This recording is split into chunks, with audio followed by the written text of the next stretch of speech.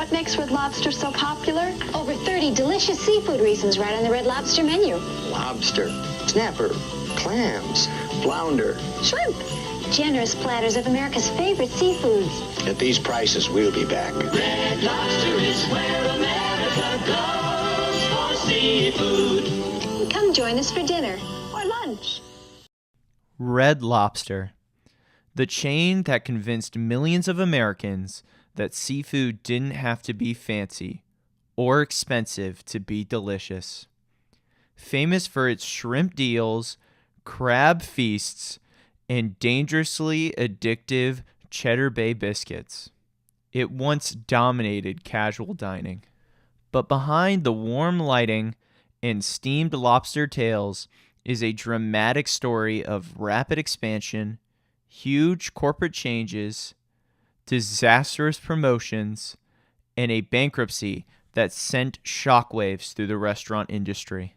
Today, we are diving deep into how Red Lobster rose, fell, and how it's trying to rebuild after nearly collapsing. The story starts in 1968 when entrepreneur Bill Darden opened the first ever Red Lobster in Lakeland, Florida. Seafood at the time was mostly luxury, pricey, formal, and intimidating.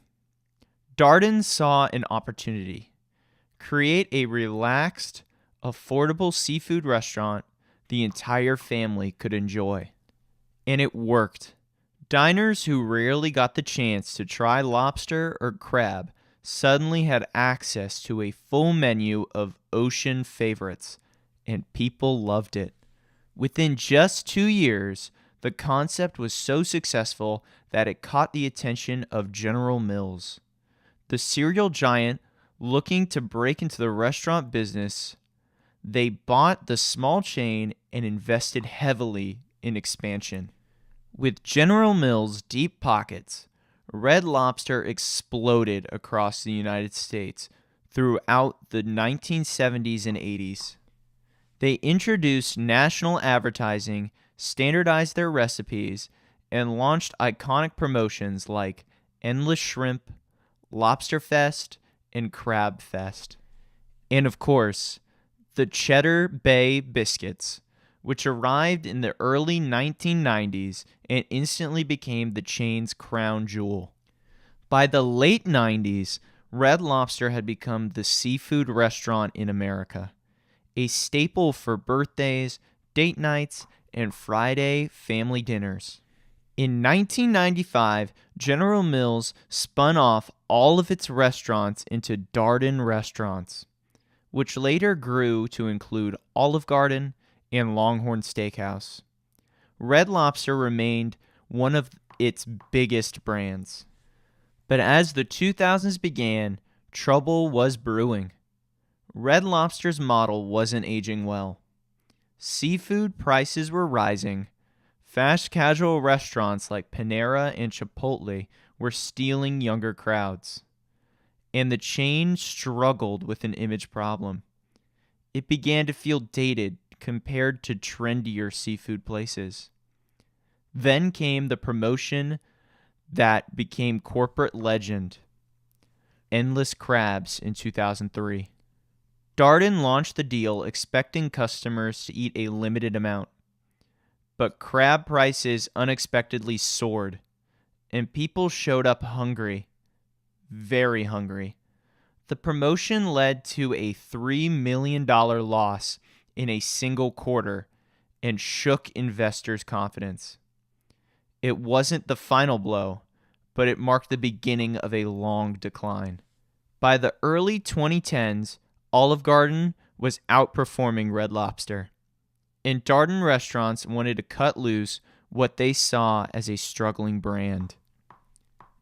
In 2015, they sold Red Lobster to Golden Gate Capital, a private equity firm. But the real controversy wasn't the sale. It was what came with it. Red Lobster's real estate. Hundreds of restaurant buildings were sold to a property company in a leaseback deal. Meaning, Red Lobster no longer owned its land and now had to pay expensive rent on every location, eating into profits. Critics say this one decision crippled the chain financially. The chain faced declining sales, aging restaurants, and rising rent. And then the pandemic hit. While takeout boomed across the industry, seafood didn't translate as well. To make matters worse, Red Lobster's largest seafood supplier, a Thai company that also became a major shareholder, pushed for aggressive shrimp promotion. That led to the 2023 decision to make endless shrimp permanent, a move that generated headlines but delivered enormous losses when customers ate way more than expected.